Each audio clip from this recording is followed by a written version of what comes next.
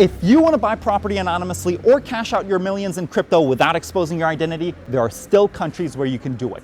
The key though, you need a place that accepts cryptos freely so that you can bypass banks and a way to keep your name off of public records. Now, most people think you need offshore trusts or some complicated legal loopholes to hide the real estate ownership, but that's simply not true. There are still places where you can do it cheaply and easily, and I'll break down 5 of them in this video. I'll show how you can buy property anonymously and move money without going through banks, what works, what doesn't, and the risks that nobody is talking about. Anyway, let's get into it. All right, first up is Dubai, one of the few countries in the world where you can still cash out serious money in crypto, buy real estate, and keep your name off of public records. No capital gains tax, world-class infrastructure, and more importantly, private real estate deals that won't trigger automatically reporting to your home country.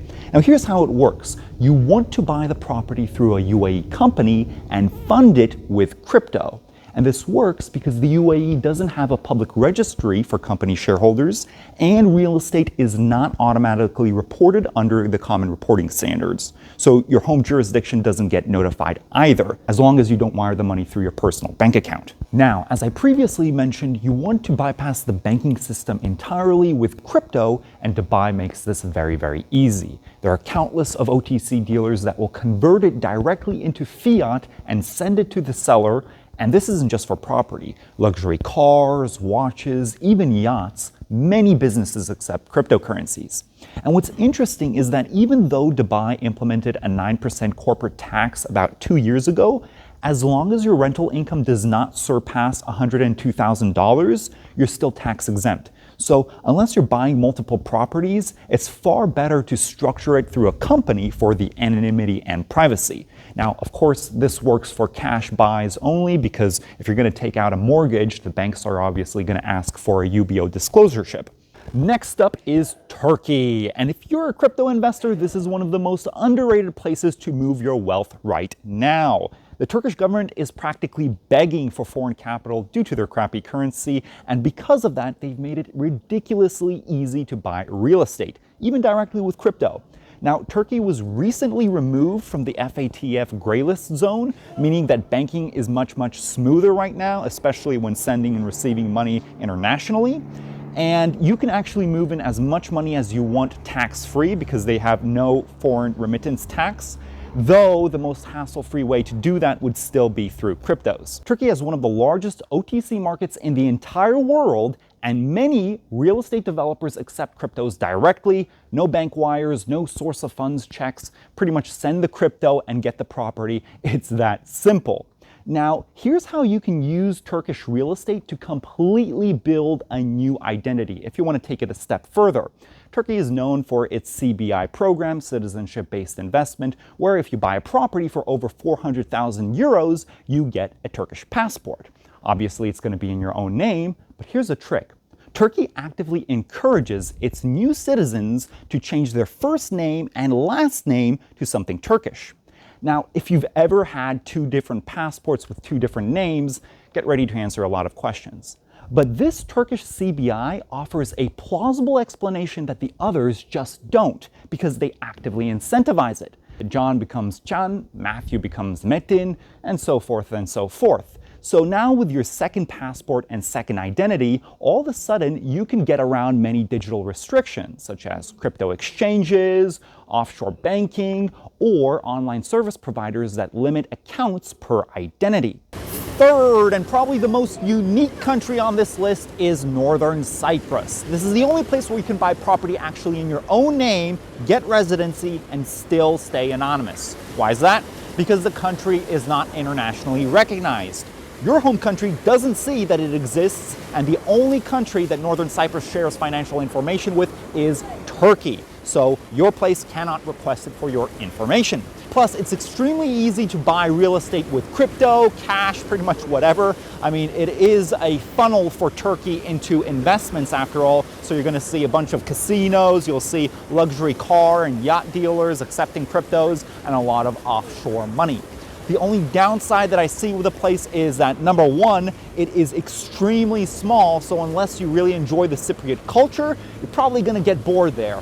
The only people who actually buy property and live there long term are those with bad passports, such as Iranians or Russians, or some Germans who want to have a cheaper beachfront property. Other than that, it's a great place for a holiday destination, or if you want to have an investment in the shorter term.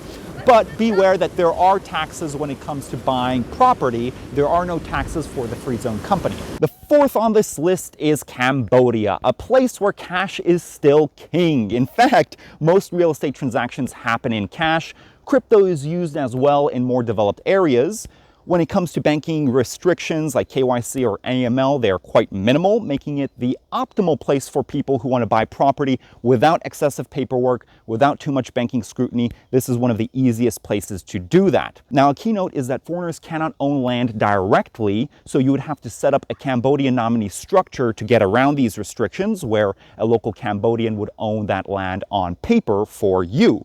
Though when it comes to apartments and condos, those are easier to work with. Just set up a Cambodian company with a nominee director. You can set up an offshore or own them directly in your own name. Now, we wouldn't recommend you to directly own the property, but it still works because Cambodia is in a very interesting geopolitical position. It's not part of the CRS, and as I said, the banking restrictions are notoriously loose.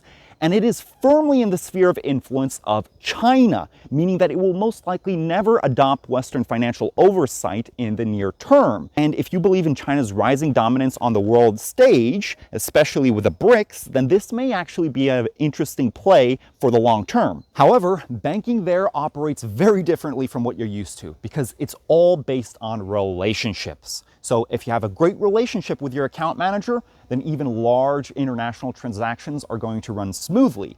But if you have a bad relationship or no account manager at all, then even the smallest transfers are just going to cause a lot of headaches. And with that said, this isn't necessarily a place that you would move to for the lifestyle. I mean, there are people selling gasoline on the streets in repurposed Coca-Cola bottles. I mean, the infrastructure is terrible. It's on the borderline of an undeveloped country. And if you're a foreigner, don't think that you're going to integrate into the Cambodian culture. The language is very difficult to learn. Almost nobody speaks English. And there are a lot of foreigners who turn to alcohol because the booze is just so cheap. So is Cambodia worth considering? From a living perspective, probably not. But if you're looking for an off-the-radar investment, especially in the southern beach towns, it's a compelling option. And finally, we have Belize, a small tax-friendly country with very favorable privacy laws. After all, that's one of the reasons why John McAfee lived there for so long, until he killed someone on his beachfront property and had to leave. Anyway, if you want to buy a property for your own use, you can use a Belize IBC or an LLC. If you want to actually rent it out, then you might want to put in an offshore company so that the income is not taxed. Just beware and make sure that the offshore company can do banking. Don't just choose Vanuatu or the Seychelles because they don't require UBO disclosureship. Now, there are a lot of listings that will accept cryptos, particularly along the Caribbean coastline, such as the Cayo District or Caye Caulker.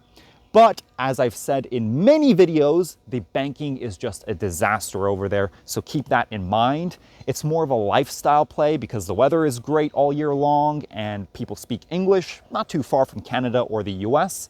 The infrastructure is meh, but if you actually value privacy and anonymity, then this could be a long-term play because Belize, for the past 30 years, has been one of the forerunners in the entire world on that aspect. While buying real estate can be done easily and anonymously, when it comes to selling it, you will need a proper structure and a well-documented paper trail to justify the source of funds to the banks. If you need any help with that, you can always go to assetprotectionadvisors.com and we'll see how we can help you best. Now, in reality, there are always methods to structure real estate deals privately, even in highly regulated markets such as here in Europe or the United States. It's just going to cost more and it's going to be more complicated since you need to use an offshore trust that loans the funds into a local company. Essentially, it's just a bunch of loans between your own entities in order to structure the transaction, but it needs to be properly structured and you need to meet the economic substance requirement tests. But that's another video for another time. Anyway, that's it for today's video. If you enjoy this type of content, be sure to subscribe, leave a comment down below, share it with a friend. It really does help with the YouTube algorithm. I made a previous video on how you can use a private equity fund to move money anonymously. It's very informative and I try to explain it in easy steps. You can check it out over there. But that's it for today's presentation. I'll be seeing you sometime soon. And until then, bye-bye.